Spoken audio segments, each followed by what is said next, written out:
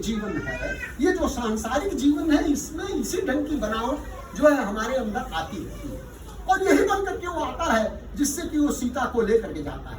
और इतना ही नहीं, हर व्यक्ति वही कर रहा है लंका से।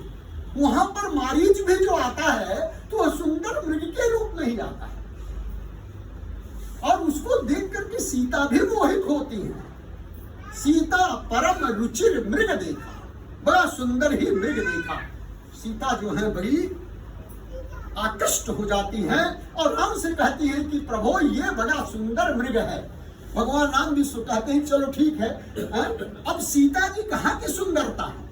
सीता जी तो जनकपुर से आई है, और जनकपुर को क्या कहा गया? वो विदेह नगर है, कहा गया विदेह नगर, और लंका जो है वो देह नगर है। ये सांसारिक जीवन जो है वो लंका का जीवन है, हम लोगों का जीवन लंका का जीवन है। हम लोग सब ऐसे बनते रहते हैं, लोगों के सामने आने में बनते रहते हैं, और हमारे अंदर क्या है ये तो मैं ही जानता हूँ, हम जानते हैं। इसलिए स्वामी एक बात कहते हैं कि हमारा जो मुख्य जीवन का तत्व है वह क्या है? वो कहा गया सेल्फ रियलाइजेशन। हु एम आई, मैं हूं क्या, और मैं क्या हूं, इसमें तीन चीज छिपी हुई है। स्वामी कहते हैं कि पहली चीज कि मैं अपने बारे में क्या समझता हूं, मेरा अपना आकलन क्या है। दूसरा क्या है कि सामने वाला हमको क्या समझता है, दूसरे आकलन क्या है। तो मैं डॉक्टर हूं, मैं एक आदमी हूं, मैं मानव हूं, मैं एक जाति का हूं, एक धर्म का हूं, एक वर्ण का हूं, ये हमारा अपना आकलन है। सामने वाला हमको क्या समझता है वो उसका आकलन है, लेकिन वास्तविकता क्या है, मैं हूं कौन? यही मुख्य जो है हमारे जीवन का उद्देश्य है। इसीलिए कहा गया सेल्फ रियलाइजेशन। हम जीवन में इसलिए आए हैं कि हम अपने आप को पहचाने, और इसी पहचान को स्वामी हरदम बोलते रहते हैं, प्रेम स्वरूप लारा, दिव्य स्वरूप लाराज, दिव्यात्म स्वरूप लाराज। मतलब हम दिव्य हैं, हम डिवाइन हैं, वी आर डिवाइन। हमारे अंदर प्रेम है, ब्लिस है, हम वो हैं, ईश्वर स्वरूप है, हम ईश्वर हैं। स्वामी कहते हैं not only I am God, you are also God. लेकिन वो चीज वही रियलाइज करना है, वह जानना है, और जिस दिन हम यह जान जाते हैं उस दिन हम समझिए कि अपने जीवन को सार्थक बना देते हैं, और यही स्थिति है। और लेकिन हमारे जीवन में जब इस ढंग की परिस्थिति आ जाती है तो आप देखिए कि वह जो साधु का चरित्र है, रावण का साधु का चरित्र, दिखने में साधु का चरित्र, उसका अंतिम हर्ष क्या होता है? वो मारा जाता है। मारीच है वो सुंदर बन करके वो मारा जाता है, और शूर्पणखा सुंदर बन के आई, अंततः उसकी नाक कान कट जाती है, विद्रूप हो जाती है, उसकी सुंदरता समाप्त हो जाती है। जीवन में इस ढंग के आते हैं, हम अपने आप को कितना भी बनाते हैं, लेकिन हमारे अंतःकरण की जो सुंदरता है, वो जब सुंदरता नहीं रहती, जो स्वयं रूप से प्रस्फुटित होती हो, तो वह कभी न कभी हमको विद्रूप कर देती है।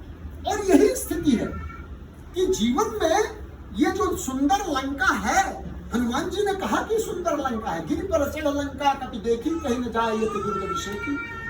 उस लंका की सुंदरता को देखा, लेकिन सुंदरता को देखने के बाद वो हनुमान जी जला देते हैं, मतलब वो जलाने के योग्य हो जाती है। वास्तव में क्या है, हनुमान जी की जो पूंछ है, पूंछ में आग लगाई गई, और पूंछ जो है एक बड़ा सुंदर, बड़ा चुटकुला प्रश्न जो है एक कवि ने किया कि वास्तव में क्या हुआ कि ये जो पूंछ है हनुमान जी की, तो पूंछ में तेल लगाया गया, घी लगाई गई, और फिर आग लगा दी गई।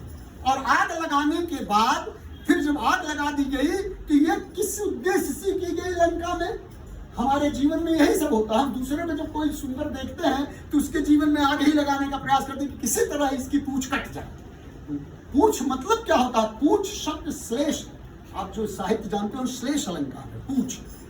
हम कहते हैं भाई इनकी बड़ी पूंछ है, मतलब जो बड़ा समृद्धशाली ऐश्वर्य है, जो बहुत प्रतिभा संपन्न है, उसे कहते हैं उसकी पूंछ है, वो पूंछ वाला है। और एक पूंछ है, हनुमान जी की पूंछ है।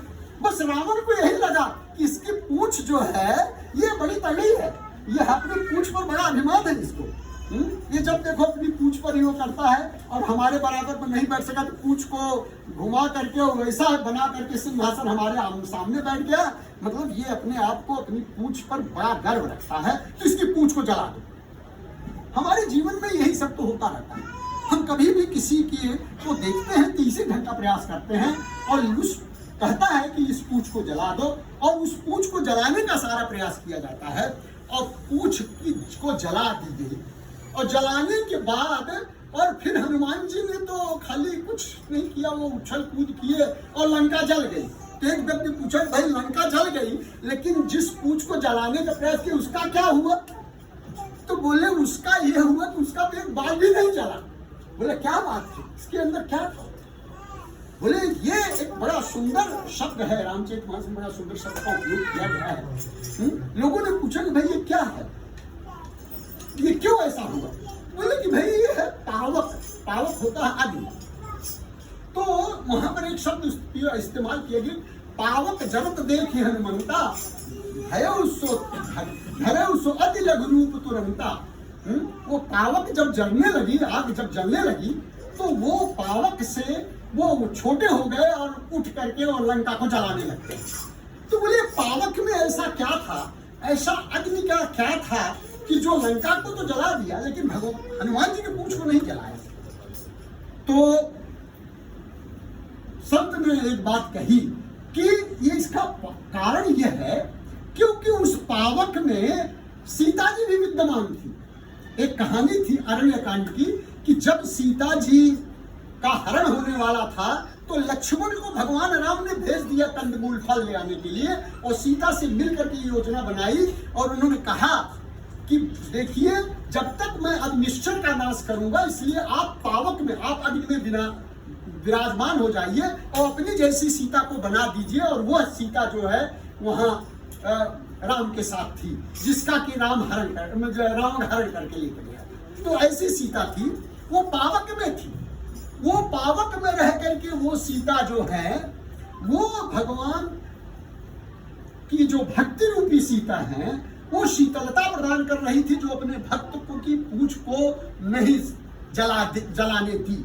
लेकिन अन्य क्या चीज है जो पावक के अंदर था, जो रावण की लंका को जला दिया? तो वो एक तुलसीदास जी ने चौपाई लिख दी, उस बात को समझिए कि जो अपमान भगत कर करई, राम रोष पावक सो जरई। कि जो भक्त का अपमान करता है, ईश्वर के भक्त का जो अपमान करता है, वह राम के रोष रूपी अग्नि से जल जाता है। मतलब उस पावक में ईश्वर का रोष है। जो भक्त के प्रतिकूल रहता है, जो भक्त नहीं होता है, उसके लिए वह पावक जो है में ईश्वर का रोष है। और वह जो भक्त होता है उसके लिए सीता की भक्ति रूपी शीतलता है, और यह जो भक्त की शीतलता है वही उनकी पूंछ को रोक देती है, नहीं जलने देती है। इसलिए ये बड़ा महत्वपूर्ण है कि भगवान राम ने जब सीता की तरफ कहा भाई ये देखो क्या सुंदरता है, तो बोलिए विदेह नगर की सुंदरता है। यहाँ देह नहीं, विदेह नगर की सुंदरता है। साक्षात भक्ति देवी है, और ये जो भक्ति देवी की सुंदरता है वही जीवन में जब आ जाती है तो व्यक्ति अपने जीवन को सुंदर बना लेता है। और इसलिए एक बात कह दी गई कि सुंदरता क्या है। उन्होंने कहा कि सोई पावन सोई सुभग शरीरा, और जो तन पाई भजी रघुबीरा। वही सुंदर शरीर है, सोई वही सुंदर पवित्र शरीर है जो इस शरीर को प्राप्त करके ईश्वर का भजन करता हो, मानो भक्ति देवी को अपने जीवन में लाता है, और उस भक्ति देवी के माध्यम से राम को प्राप्त करता है। हमारे जीवन में यही है, हमारी विडंबना यही, रावण की विडंबना यही है कि वह भक्ति देवी सीता को तो प्राप्त करना चाहता है, लेकिन राम को नहीं प्राप्त करना चाहता। ये जो है दैहिक सुंदरता है। और विदेह नगर में क्या है, विदेह नगर की जो बच्चियां हैं, जो सीता की सखियां हैं, वो राम को देख करके वह भी मोहित होती है। लेकिन कोई सखी यह नहीं कहती है कि भाई राम हमसे शादी करें। सबका कहना यह है कि ये सीता से ही शादी करें। बोले भाई इसमें तुम्हारा क्या फायदा है? बोले कि ये फायदा है कि सीता से जब शादी करेंगे तो कम से कम इसी बहाने जनक जो है राम को बुलाएंगे यहाँ, और जब राम यहाँ आएंगे तो इनकी सुंदरता को देख करके हम अपने जीवन को कृतकृत्य करेंगे। मानो जीवन की सार्थकता है कि भक्ति को हम भक्त के माध्यम से ईश्वर को प्राप्त करने का प्रयास करें। शूर्पणखा भी गलत क्या कर रही है? राम को प्राप्त करना चाहती, ईश्वर को प्राप्त करना चाहती, गलत क्या? किंतु वह भी सीता को नहीं चाहते हुए राम को चाहती है। आप जीवन में ईश्वर को तब नहीं प्राप्त कर सकते हैं यदि आप भक्ति से परे। तो जीवन का सबसे बड़ा उद्देश्य है कि आप अपने जीवन में भक्ति को लाएं, और वह भक्ति जो हमें ईश्वर से जोड़, और वही सुंदरता हो जाती है। तब हमारा जीवन सुंदर हो जाता है। इसलिए चाहे हम कितने भी सुंदर क्यों न हो, उसका कोई मतलब नहीं है। और इसलिए कवितावली में संत तुलसीदास ने एक बात लिखी है कि काम से रूप प्रताप दिनेश से सोम से शील गणेश से माने। आप कामदेव से सुंदर जैसे शरीर वाले हो, काम से रूप प्रताप दिनेश से, और आपका प्रताप, आपका की प्रसिद्धि, आपका वैभव ऐश्वर्य सूर्य के समान। काम से रूप प्रताप दिनेश से सोम से शील, और विनय विनम्रता शीलता चंद्रमा के समान। सोम से शील गणेश से माने, आपका सम्मान गणेश भगवान से भी जैसा हो। तो काम से रूप प्रताप दिनेश से सोम से शील गणेश से माने, हरिचंद्र से साचे। आपके अंदर इतना बड़ा सत्यनिष्ठा व्रत हो कि हरिश्चंद्र के भी बराबर से ऊपर हो, उनको भी आप मात दे दें। हरिचंद्र से साचे बड़े विधि से। लोग कहते हैं कि आप ब्रह्मा से भी बड़े हो गए हैं, तो ब्रह्मा से भी बड़ा हो। हरिचंद्र से साचे बड़े विधि से, मघवा से महीत विषय सुख साने। आप इंद्र से बड़े राजा हो और विषय भोगों में लिप्त हो। सुख से मुनि सारद से बटता। सुखदेव से बड़े मुनि हो, ऋषि हो। सुखदेव से सुख से मुनि सारद से वक्ता, और सरस्वती से बड़े बड़े वाणी और ज्ञान के प्रतीक हो। सो सुख से मुनि सारद से वक्ता, चिर जीवन लोमस ते अधिकाने। और आपका दीर्घायु, आपकी आयु इतनी बड़ी हो कि लोमस ऋषि जो है चिरंजीव थे, उतना उससे भी ज्यादा आपका चिरजीवन हो। चिरजीवन लोमस ते अधिकाने, ऐसे भयो तो कहा तुलसी। तुलसीदास जी ने कहा अगर ऐसा भी है तो क्या हुआ, कुछ नहीं है। ऐसे भयो तो कहा तुलसी, जो पर राजीव लोचन राम न जाने। वह जिसके अंदर ईश्वर के प्रति आस्था नहीं है, ये सब कुछ नहीं है। और उसको एक ही चौपाई में कह दिया गया है कि सो सब कर्म धर्म जल जाओ। वह कर्म और वह धर्म, सारे धर्म और सारे कर्म क्या होते हैं, जला देने योग्य है। सो सब कर्म धर्म जल जाओ, जहि न राम पद पंकज हाउ। जिसके मन में, जिसके द्वारा हमारे अंदर ईश्वर के प्रति आस्था न हो, ईश्वर के प्रति प्रेम न उत्पन्न हो, हमारे अंदर वो भक्ति न हो जिससे हम ईश्वर को प्रेम करें, वह सारी चीजें वैसे ही हैं जैसे व्यक्ति का एक सुंदर व्यक्ति है, और सुंदर व्यक्ति है वो प्राण में है, लेकिन जब उसके प्राण निकल गए तो वह हो जाता है शव। और कितना ही सुंदर क्यों न हो, अगर शव आपके घर में हो गया तो आपके सबसे प्रेम करने वाले जो बहुत ज्यादा उससे नजदीक रहते हैं, वो भी कहते हैं कि बड़ा टाइम हो रहा है, जल्दी इनको निकालो घर से, अब इनको ले जाके जलाओ, नहीं तो यहाँ सब चढ़ने लगे। तो जीवन की सुंदरता यह है कि जब तक वो प्राण है, मानो जीवन में जब तक भक्ति नहीं आती है, तब तक हम जीवन में सुंदरता प्राप्त नहीं करते हैं, और तब तक हम अपने जीवन को सार्थक नहीं करते हैं। और यही स्थिति आज विजयादशमी की है। वास्तव में विजयादशमी का मतलब हम विजय क्या प्राप्त करें, विजय क्या, जब हमारे जीवन